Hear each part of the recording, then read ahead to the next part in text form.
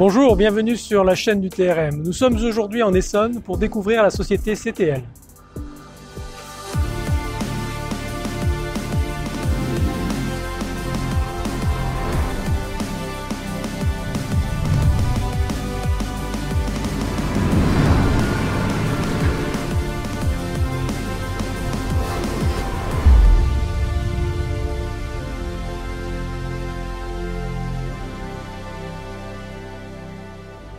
Vous êtes un constructeur, un équipementier, un distributeur de pièces ou de véhicules, un loueur, un financier ou tout simplement un acteur du TRM et vous souhaitez communiquer et laisser une empreinte à vie sur votre société ou sur un produit?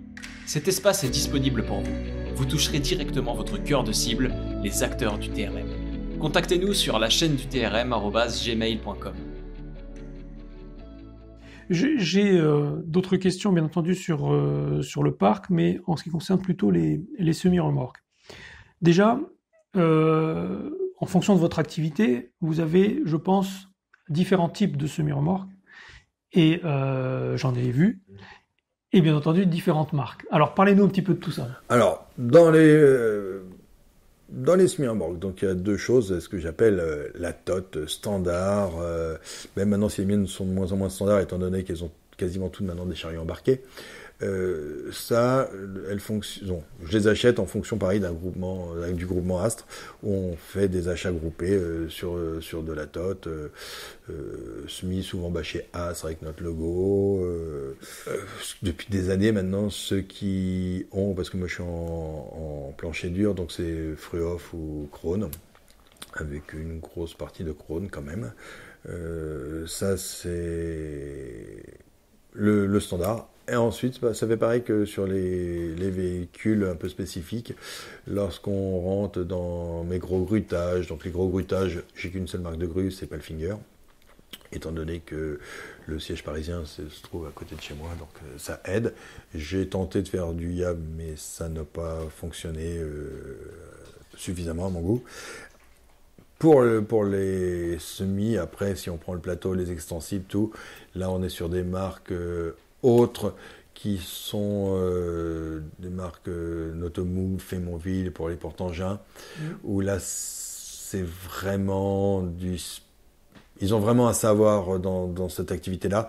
Je n'irai pas faire une tôte chez Fémonville, mais comme j'irai pas faire un porte-engin chez Krone, grosso modo, que chacun fasse chacun sa spécialité, ce qu'il est capable de faire.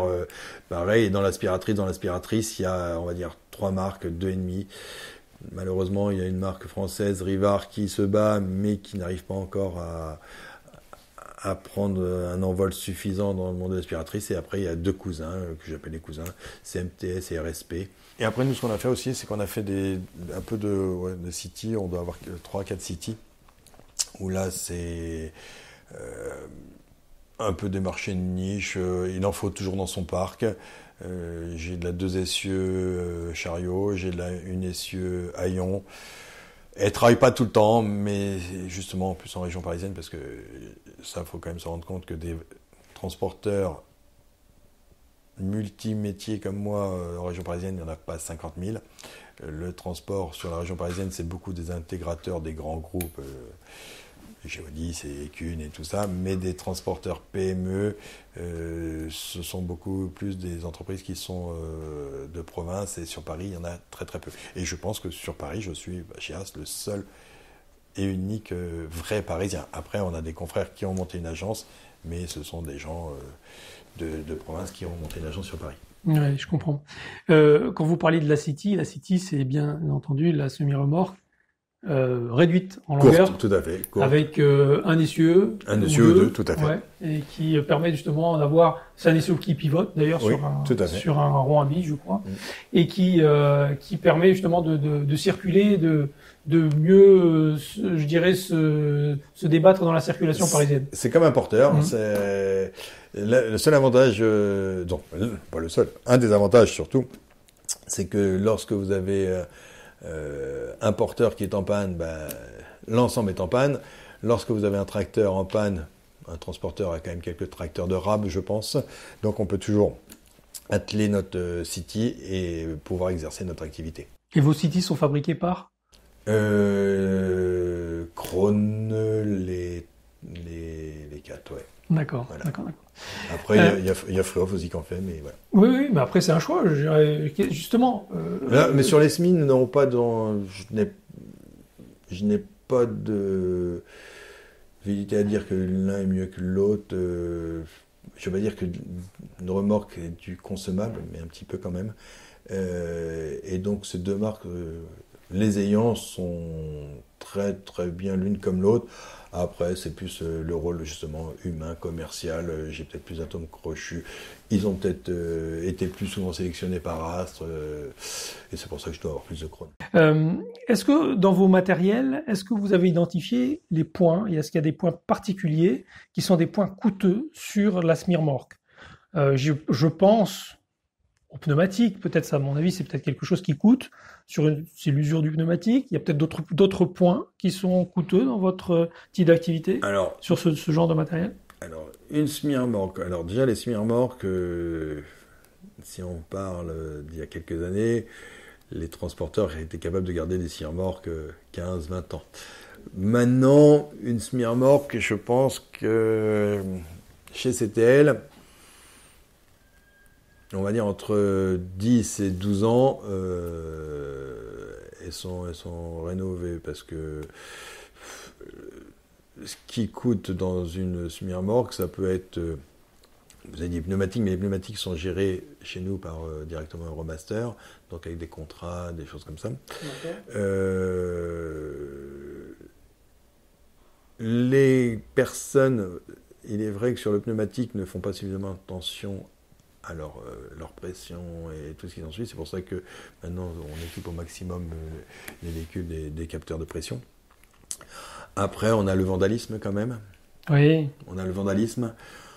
On a...